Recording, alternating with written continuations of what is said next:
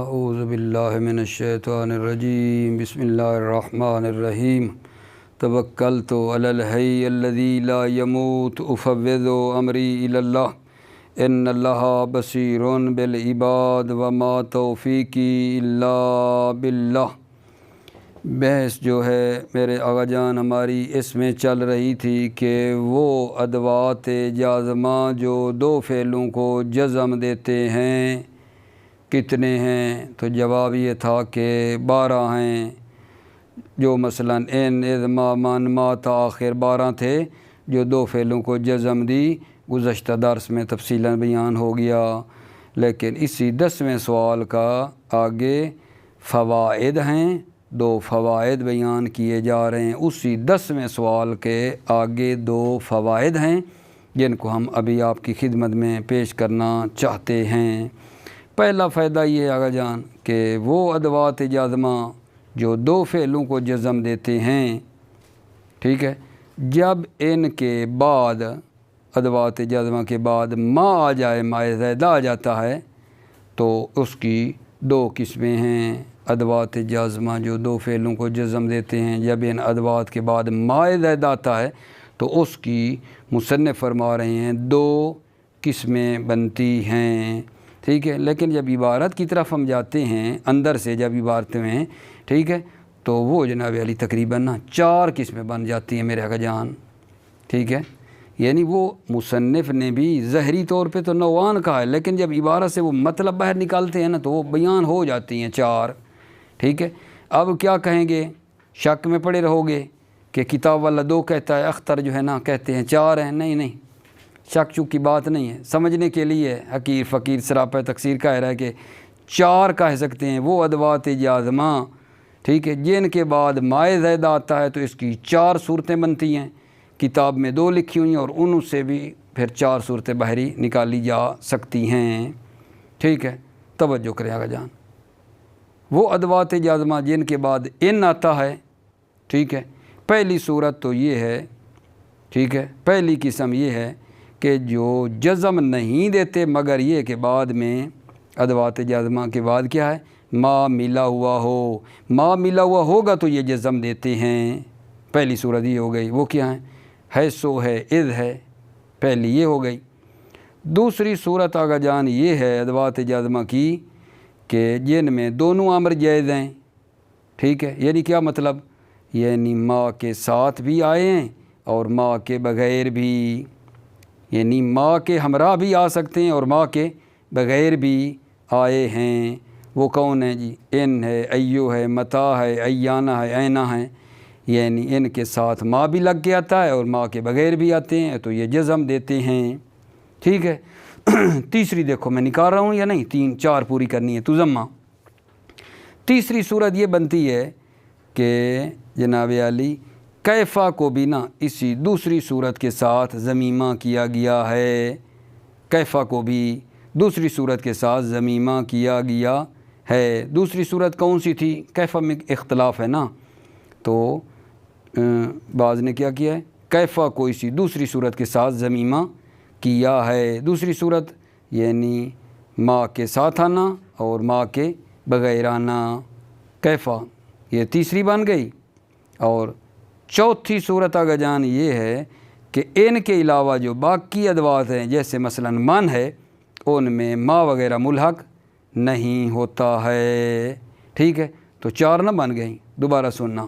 ادوات جازمہ جو دو فعلوں کو جزم دیتے ہیں، جب ان ادوات کے بعد ما زائدہ آ جاتا ہے، ٹھیک ہے، تو اس کی میں نے عرض کی ہیں کہ 4 صورتیں بنتی ہیں۔ ایک قسم وہ ہے ادوات کی کہ جن کے بعد حتماً اور حتماً ما آنا چاہیے، وہ ہے سو اور اذ ہیں۔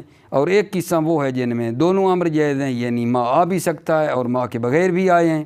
اور تیسری جو صورت بنائی ہے وہ کیفا کے بارے میں ہے، کیفا کو اسی دوسری صورت کے ساتھ جن میں ما کا آنا اور نہ آنا دونوں باتیں تھیں ان کے ساتھ ملایا گیا ہے۔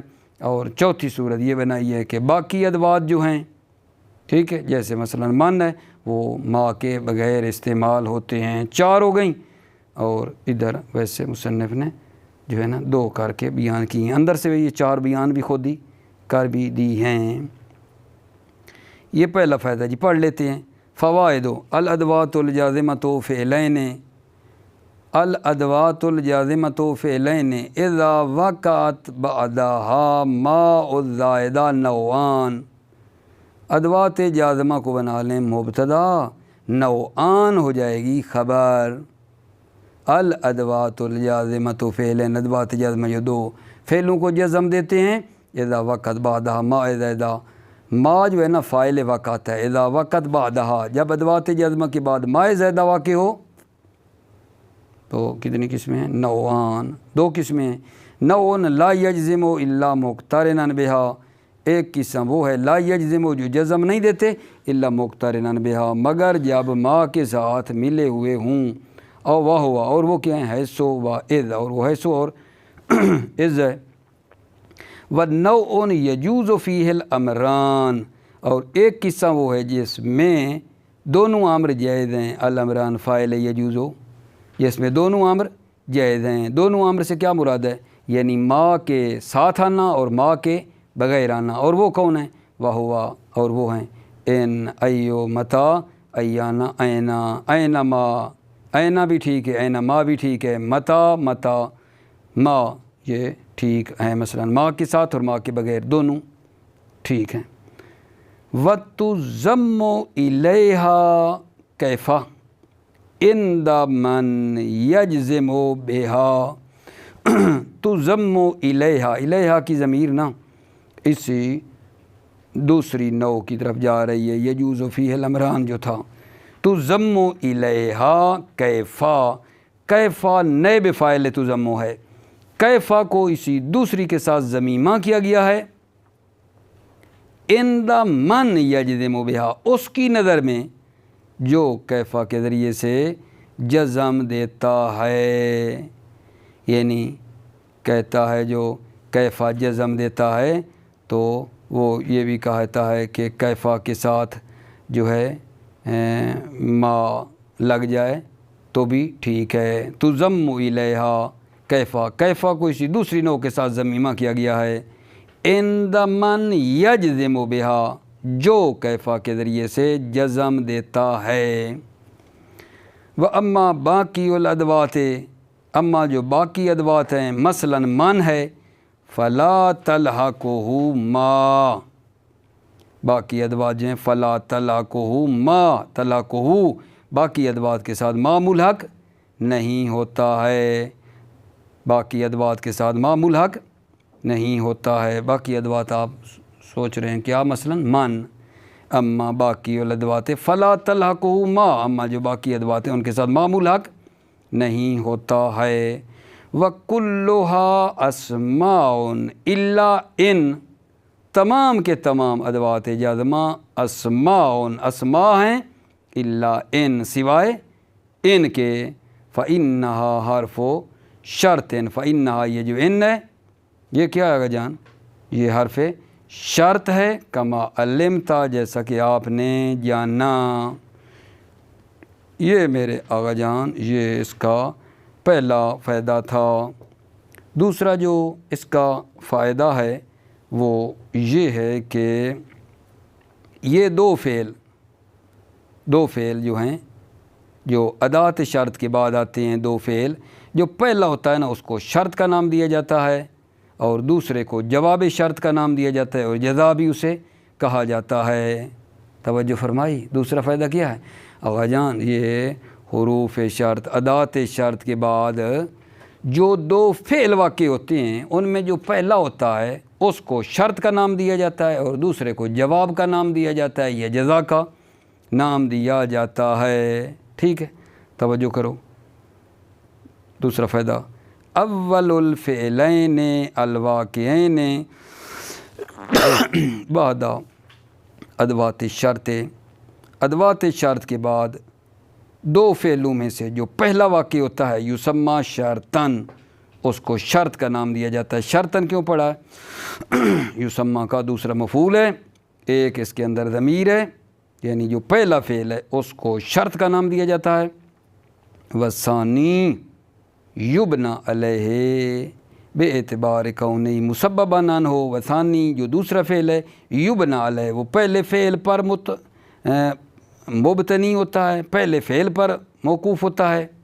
بے اعتبار کونی مسبباً عنہ اس اعتبار سے کونی وہ ثانی مسبباً عنہ عن الاول اس اعتبار سے کہ دوسرا مسبب ہے، معلول ہے، کس کا؟ عنہ اس اول کا، پہلا ہوگا تو دوسرا ہوگا۔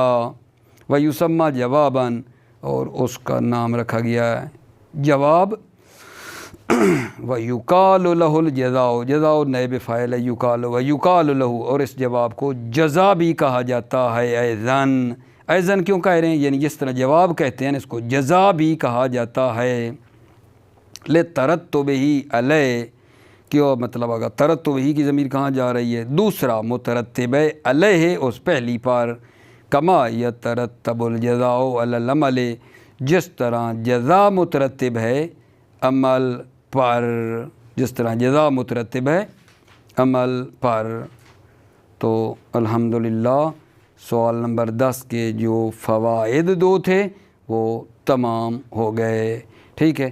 اب آپ نے لطف کرنا ہے، سوال نمبر 11 ہیں۔ کیا ہے بھلا سوال نمبر 11؟ ما ہی احکام الشرط والجواب، شرط اور جواب کے ما ہی احکام ان کیا احکام ہیں؟ شرط اور جواب کے کیا احکام ہیں؟ جواب میں انشاءاللہ عرض کرتے ہیں کہ شرط کا حق یہ ہے کہ وہ جواب پر مقدم ہو، شرط کا یہ حق ہے کہ وہ جواب پر مقدم ہو۔ اور کیا شرط ہے جان؟ اور دوسری شرط یہ کہ یہ فعل ہونی چاہیے، شرط فعل ہو یعنی اسم نہ ہو، فعل خبری ہو، خبری ہو یعنی طلب نہ ہو، امر نہیں وغیرہ نہ ہو۔ اور تیسری چیز کیا بنے گی؟ متصرف ہو، وہ فعل متصرف ہو، متصرف کے مقابلے میں غیر متصرف ہے۔ متصرف ہو یعنی جس کے سارے صیغوں کی گردان ہوتی ہو، ٹھیک ہے۔ غیر متصرف نہ ہو جیسے نعمہ وغیرہ ہے، ٹھیک ہے۔ یہ شرط کے بارے میں ہے۔ حق کے شرط کیا ہے؟ کہ وہ مقدم ہو جواب پر ایک، اور وہ فعل ہو، اسم نہ ہو، خبری ہو، طلب امر نہیں وغیرہ نہ ہو، متصرف ہو، ایسا فعل ہو جس کے تمام صیغوں کی گردان ہوتی ہے، غیر متصرف نہ ہو مثل نعمہ وغیرہ۔ یہ ہے شرط کی طرف سے یہ چیزیں۔ لیکن جو جواب ہے، جو جواب ہے میرا جان، ان میں سے کوئی چیز بھی شرط نہیں ہے جواب میں، کہ وہ جواب بھی مثلا کیا ہونا چاہیے گا جان؟ فعل ہونا چاہیے، ٹھیک ہے، اسم نہیں ہو سکتا، خبری ہونا چاہیے، طلب وغیرہ انشاء وغیرہ کی قسم میں کوئی نہیں ہو سکتا، ٹھیک ہے، امر نہیں وغیرہ نہیں ہو سکتا ہے، یا وہ مثلا متصرف ہونا چاہیے۔ جواب کی طرف سے ان میں سے کوئی شرط نہیں ہے، ٹھیک ہے، جواب کی طرف سے کوئی شرط نہیں ہے۔ اور یہ جو پھر جواب ہے کبھی کبھی شرط کے موافق ہوتا ہے، جیسی شرط ہوگی جواب اسی طرح ہوگا، اور کبھی کبھی یہ جواب شرط کے مخالف ہوتا ہے، کبھی جواب شرط کے موافق ہے کبھی مخالف ہے، ٹھیک ہے۔ تو نتیجہ میں یہ جو دونوں فعل ہوں گے شرط اور جواب والا، یا دونوں مضارع ہوں گے یا دونوں ماضی ہوں گے آگا جان، یا متخالف ہوں گے۔ متخالف میں آپ جانتے ہیں کیا کرو گے؟ یعنی کہو گے شرط ماضی جواب مضارع، یا کیا کہو گے؟ شرط مضارع جواب ماضی، دونوں مثلا اس کی بن جائیں گے۔ ٹھیک ہو گئی بات آگا جان؟ اس کے بعد مطلب یہ ہے کہ میرے آقا جان جب شرط اور جواب دونوں مضارع ہوں تو جزم دینا واجب ہے، اگر دونوں ماضی ہوں عوامل میں آپ جان چکے ہیں، ٹھیک ہے۔ اگر شرط اور جواب دونوں ماضی ہوں تو محلاً پھر مجزوم ہوں گے، محلاً مجزوم ہوں گے۔ اگر شرط ماضی ہو جواب مضارع ہو تو وہ جو جواب مضارع ہے تو اس کو جزم دینا جائز ہے، جزم بھی دے سکتے ہیں، رفع بھی دے سکتے ہیں، ٹھیک ہے۔ بسم اللہ توجہ کرو، دوبارہ سوال پڑھ لوں۔ ما ہے یا احکام الشرط والجواب، شرط اور جواب کے کیا احکام ہیں؟ جواب شروع کر رہا ہوں۔ حق الشرط ان یکون مقدما علی الجواب، شرط کا حق یہ ہے کہ وہ جواب پر مقدم ہو، ٹھیک ہے میرا آقا جان، جواب پر مقدم ہو۔ وَأَن يَكُونَ فِعْلًا خبريًا متصرفاً، اور کیا ہے جی، وہ شرط کیا ہو، فعل ہو، خبری ہو، متصرف ہو، وضاحت کی تھی، فعل ہو یعنی اسم نہ ہو، خبری ہو یعنی امر نہیں طلب کی قسم نہ ہو، متصرف ہو جس کے سارے سیغوں کی گردان ہوتی ہے ایسا فعل ہو، غیر متصرف وغیرہ نہ ہو۔ وَأَمَّا الْجَوَابُ فَلَا يُتَقَيَّدْ بِشَيْءٍ مِّن ذَلِكَ، اما جو جواب ہے فَلَا يُتَقَيَّدْ، يُتَقَيَّدُ بِشَيْءٍ مِّن ذَلِكَ، ذَلِكَ کا اشارہ یہی اوپر والا، فعلاً خبریاً متصرفاً، ان میں جواب میں جو ہے فَلَا يُتَقَيَّدْ بِشَيْءٍ مِّن ذَلِكَ، ان میں کسی چیز کی کوئی قید نہیں ہے۔ دوبارہ، اما جو جواب ہے ان میں سے ذالک، اوپر والی شرطوں میں سے کسی چیز کی کوئی قید نہیں ہے۔ وَهُوَ قَدْ يَكُونُ مُوَافِقًا لِشَرْطِ، اور وہ جو جواب ہے کبھی کبھی موافق ہوتا ہے شرط کے، وَقَدْ يَكُونُ مُخَالِفًا لَهُ، اور کبھی کبھی جواب مخالف ہوتا ہے شرط کے۔ فَيَقَعُ الْفِعْلَانِ، پس یہ فَيَقَعُ الْفِعْلَانِ، پس یہ جو دو فعل ہیں واقع ہوتے ہیں، مضارعین و ماضیین و متخالفین۔ مضارعین کی مثال جی نحو ان تصبر تظفر، اگر تم صبر کرو گے تظفر تو کامیاب ہو جاؤ گے، ٹھیک ہے، دونوں مضارع ہیں یا نہیں؟ دونوں مضارع ہیں، تصبر تظفر، دونوں کو مطلب ہے جزم وغیرہ آئی ہے اور دونوں مضارع ہیں۔ و ماضیین کا عطف کس پہ ہے؟ مضارعین پہ عطف ہے۔ و ماضیین نحو ان صبرتا ظفرتا، اگر تم صبر کرو گے ظفرتا تو کامیاب ہو جاؤ گے۔ و متخالفین، اس کا عطف اسے پیچھے آ رہا ہے، مضارعین و ماضیین و متخالفین، یا میرا آقا جان شرط اور جزا دونوں کیا ہوں گے؟ متخالف ہوں گے۔ متخالف کا معنی بتا دیا ہے، یعنی شرط ماضی جواب مضارع، یا اس کا الٹا، شرط مضارع جواب ماضی۔ نحو ان صبرتا تذ، پھر صبرتا ماضی ہے، تذ پھر مضارع ہے، اگر تم صبر کرو گے تذ پھر کامیاب ہو جاؤ گے۔